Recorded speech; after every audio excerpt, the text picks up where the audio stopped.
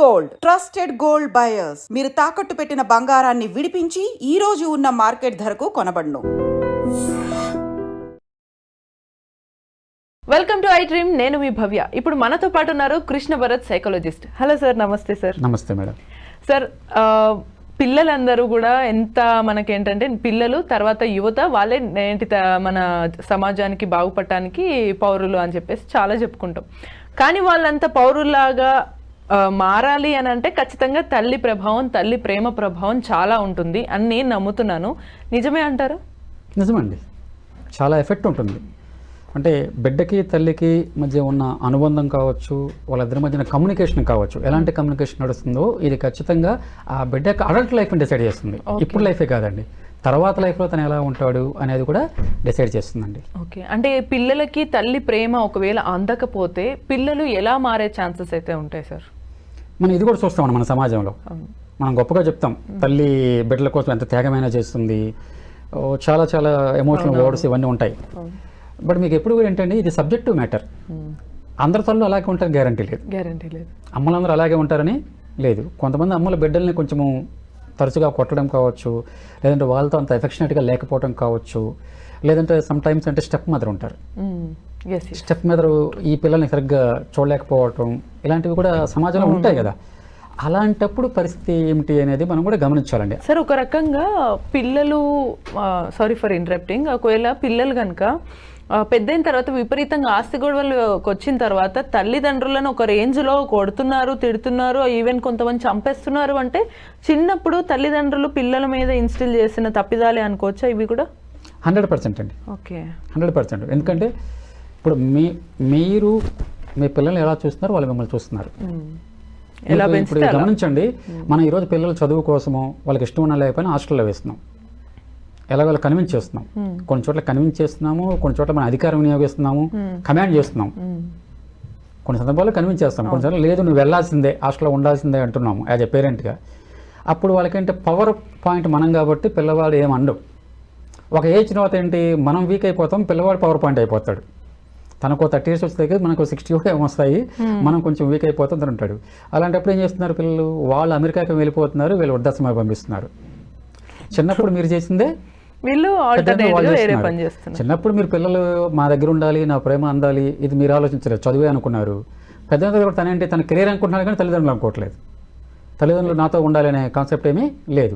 కావాలంటే మీరు మంచి కాస్ట్లీ వృద్ధాశ్రమంలో ఓల్డేజ్ హోమ్లో ఉండండి, నేను డబ్బులు పంపిస్తా అంటున్నారు.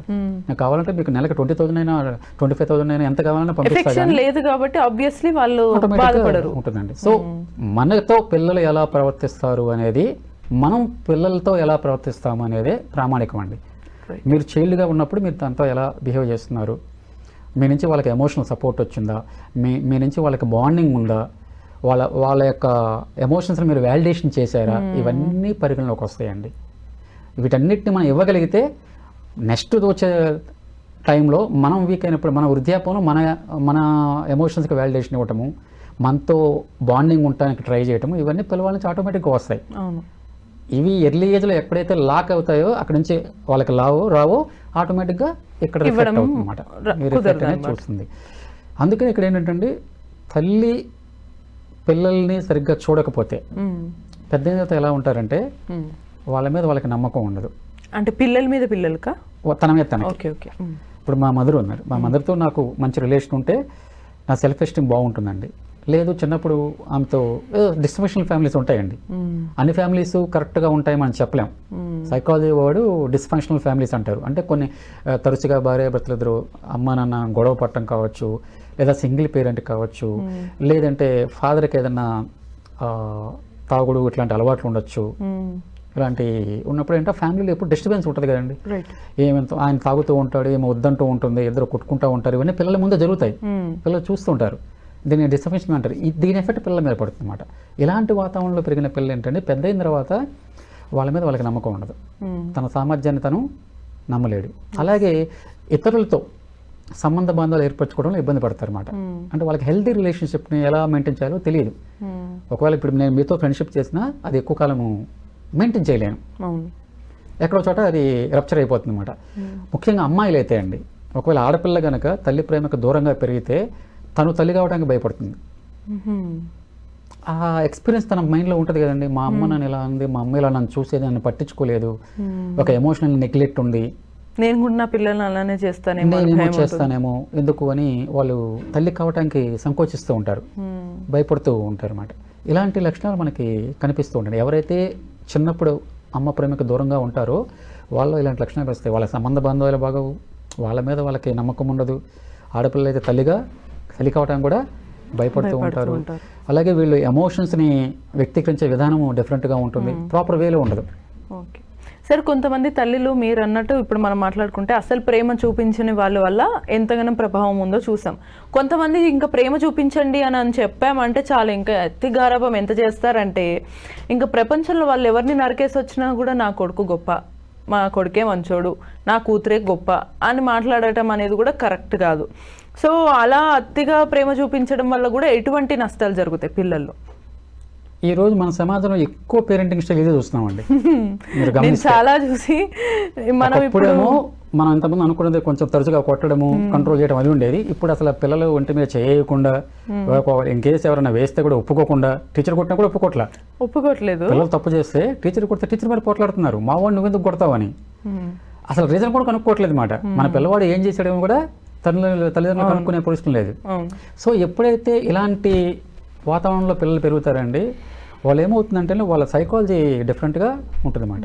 వాళ్ళంటే మొత్తం మాకు నచ్చినట్టే ఉండాలి, రిజెక్షన్నే యాక్సెప్ట్ చేయలేరు, అంతా నాకు అనుకూలంగా ఉండాలి, మొత్తం ఉండాలి. అలాగే వ్యాలిడేషన్ కోరుకుంటారు వాళ్ళు, ఎక్స్టర్నల్ వ్యాలిడేషన్ కోరుకుంటారండి. ఎప్పుడు వాళ్ళకి ఎవరో ఒకళ్ళు ఒక వ్యాలిడేషన్ ఇస్తూ ఉండాలి, నువ్వు సూపర్, నువ్వు డోపర్ అంటూ ఉండాలి, లేదంటే నువ్వు ఈ పని చేసావు శబాష్ అంటూ ఉండాలి. ఒక పని చేసినప్పుడు అంటే వాళ్ళు ఆ ప్రశంసలు కోరుకుంటారు అన్నమాట. దీన్ని ఎక్స్టర్నల్ వ్యాలిడేషన్ అంటారండి. ఈ ఎక్స్టర్నల్ వ్యాలిడేషన్ మీద ఎప్పుడైతే డిపెండ్ అవుతారో వాళ్ళ లైఫ్ పూర్తిగా మారిపోతుంది. ఎందుకంటే మీరు అన్ని వేళ నన్ను పొగట్టడం అనేది సాధ్యం కాదు కదండి. ఒకవేళ మీరు అన్ని వేళ నన్ను పొగడాలి అనుకుంటే నేను మీకు నచ్చినట్టు ఉండాలి, నాకు నచ్చినట్టు నేను ఉండలేను. నాకు నచ్చినట్టు నేను ఉంటే నా జీవితం హ్యాపీగా ఉంటుంది, నేను సంతోషంగా ఉంటాను. కానీ నేను మిమ్మల్ని ఇంప్రెస్ చేయడం కోసం, మీ దగ్గర నుంచి ఒక అప్లాస్ తీసుకోవడం కోసం నేను మీకు నచ్చినట్టు ఉంటున్నాను. సో అలా అంటే ఎప్పుడైతే ఏ వ్యక్తి అయినా సరే ఎక్స్టర్నల్ వ్యాలిడేషన్ కోసం పాకులాడారు అంటే ఒకనొక దశలే అంటే వాళ్ళు మిగలరు. నిజమే. ఒక రకంగా చెప్పాలంటే అతి గారాబం వల్ల కొన్నిసార్లు బయట, ఇప్పుడు మన ఇంట్లో చేసినట్టు బయటకు వెళ్ళి చేస్తే ఒక్కటి వీక్తారు అని అంటారనమాట.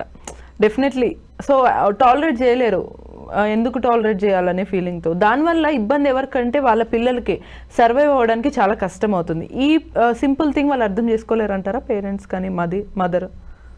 అంటే ఇప్పుడు ఉన్న మనకి సామాజిక నేపథ్యంలో ఏమవుతుందంటే అండి, ఎవరి పిల్లలు వాళ్ళకి ముద్దయిపోయారు, దట్టు అతిగారాభం, అంటే ఓవర్ ప్రొటెక్షన్ అన్నమాట. నిజంగా ఈరోజు చెప్పాలంటే మీ పిల్లల్ని ఒక గాజు బొమ్మల్లాగా పెంచుతున్నాం మనం.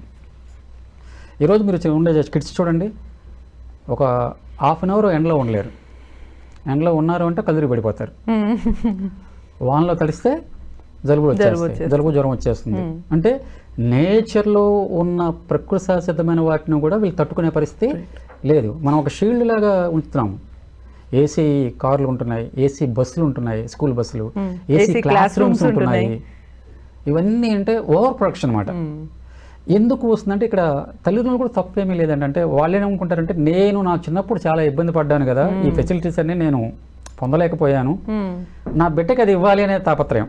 అంతే, నేను ఎంత ఇబ్బంది పడ్డానో నా పిల్లలు అలా ఇబ్బంది పడకూడదు అని కొంతమంది ఈ ఆలోచన ఏం చేస్తున్నారంటే తెలియకుండానే ఈ పొరపాటు చేస్తున్నారు. వాళ్ళకి తెలియదు ఇది పొరపాటు అని తెలియదు. కొంచెం బ్యాలెన్స్ చేసుకుంటే కనుక ప్రేమ అనుకుంటున్నారు వాళ్ళు, ఇది ప్రేమను వ్యక్తం చేసే మార్గం ఇది అనుకుంటున్నారు అన్నమాట. అని మోర్ ఓవర్ ఇంకో పాయింట్ ఏంటంటే ఈరోజు పేరెంట్స్ అంటే ఇద్దరు కూడా వర్కింగ్ ఉంటున్నారు, ఫాదర్ మదర్ వర్కింగ్లో ఉంటారు. వీళ్ళంటే కొంత క్వాలిటీ టైంని ఇవ్వలేరు పిల్లలకి, పిల్లలతో గడిపే సమయం తక్కువగా ఉంటుంది. ఎందుకంటే వాళ్ళ ఉద్యోగ బాధ్యతలు ఉంటాయి, వాటిలో ఇంటికి వచ్చి అలసిపోతారు, ఇంట్లో పనులు చేసుకుంటారు, పిల్లలు కొంచెం టైం ఇవ్వలేరు అనమాట. చాలామంది పేరెంట్స్ ఏం చేస్తారంటే అండి, కాంపన్సేషన్గా వాళ్ళకి ఎక్కువ మనీ ఇవ్వటము, పాకెట్ మనీ ఇవ్వటము, వాళ్ళు ఏదైతే అది కొనిపెట్టడం ఇది చేస్తూ ఉంటారు అనమాట. క్వాలిటీ టైం ఇవ్వలేదు కాబట్టి వాళ్ళకి గిల్ట్ ఉంటుంది లోపల అన్కాన్షియస్గా, నా పిల్లలకి నేను సమయం ఇవ్వలేకపోతున్నాను కాబట్టి మెటీరియలిస్టిక్ థింగ్స్ ని తెచ్చి పెడతారు అనమాట. వాళ్ళు ఏదైతే అది ఇవ్వటము, ఏ ఫుడ్ కావాలంటే ఆ ఫుడ్ ఆర్డర్ పెట్టడము, పాకెట్ మనీ ఎక్కువగా ఇవ్వటము, వాళ్ళు 100 అడిగితే 200 ఇవ్వటము, లేదంటే మొబైల్ ఇచ్చేయటము, ఇవన్నీ చేసిన వాళ్ళు అంటే ఇవన్నీ కూడా పిల్లల్ని ఏదో ఒక దశలో తప్పుదారి పట్టించేవే. రైట్, మీరు గమనించండి. ఎక్సెస్ ఆఫ్ మనీ పిల్లలకి అవసరం కంటే మించిన డబ్బు ఉంటే దాంతో ఏదో ఒక అర్థమే జరుగుతుంది వస్తుంది. అలాగే వాళ్ళ దగ్గర మొబైల్ ఉందనుకోండి, మొబైల్ ఉంటే వాళ్ళు ఎటువంటి కంటెంట్ అయినా చూసే అవకాశం ప్రమాదం ఉంటుంది. ఇది మంచి కంటెంట్ చూస్తే పర్లేదండి, ఏదైనా ఒక రాంగ్ కంటెంట్ చూస్తే అది పిల్లల మీద ప్రభావం చూపిస్తుంది అన్నమాట. ఇలా మనం ప్రేమతో పిల్లలకి ఇచ్చే ప్రతిదీ వాళ్ళకి ఎక్కడో చోట ఒక రాంగ్ రూట్లోకి తీసుకెళ్లే అవకాశం ఉన్న అంశాలు ఉన్నాయన్నమాట.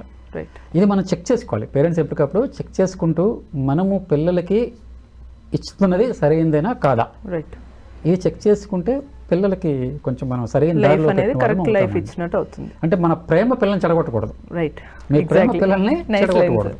మన ప్రేమ అది అతిగా అయినా సరే తక్కువగా అయినా సరే పిల్లల్ని చెడగొట్టకూడదు. పిల్లలు చెడిపోతే డెఫినెట్లీ నెక్స్ట్ జనరేషనే ఆల్మోస్ట్ డ్యామేజ్ అయినట్టు. సో ఈ విషయాన్ని తల్లిదండ్రులు ముఖ్యంగా ఇప్పుడు మనకు మదర్స్ డే జరుపుకోబోతున్నారు అందరూ, కాబట్టి ఈ సందర్భంగా ఇటువంటి డేస్ వచ్చినప్పుడన్నా ఈ ప్రేమ, తల్లిదండ్రుల ప్రేమ గురించి అందరూ గుర్తుంచుకోవాలని ఆశిస్తూ నెక్స్ట్ టైం ఇటువంటి ఇన్ఫర్మేషన్స్ కోసం keep watching I dream. Sir, one life lesson what medicine has taught you. Whatever you can do without expecting. But I really believe మన పాజిటివ్ యాటిట్యూడ్ ఉంటేనే మనం ఏదైనా సాధించగలం. గట్ని మనం కరెక్ట్గా డీల్ చేసినట్లయితే అది మనకి పాజిటివ్ హార్మోన్స్ని రిలీజ్ చేస్తుంది. షుగర్ వచ్చిన వాళ్ళ పరిస్థితి ఏంటి? పొట్ట దగ్గర పెరిగితే దాన్ని ఆండ్రాయిడ్ అంటారు, ఆండ్రాయిడ్ ఫోన్ కదా. అసలు థాట్స్ ఎందుకు వస్తాయి? బ్రెయిన్ డెడ్ అంటే దానికి ప్రపంచం అంతా కూడా కొన్ని నిర్దిష్టమైనటువంటి లక్షణాలు. మానసికంగా ధైర్యంగా ఉంటే క్యాన్సర్ జయించవచ్చు. You are a doctor for a cause sir, అంతే. వాళ్ళకి వచ్చిన ఆదాయం కాకుండా ఫ్రీ సర్వీస్ ఎంతమందికో చేస్తారు.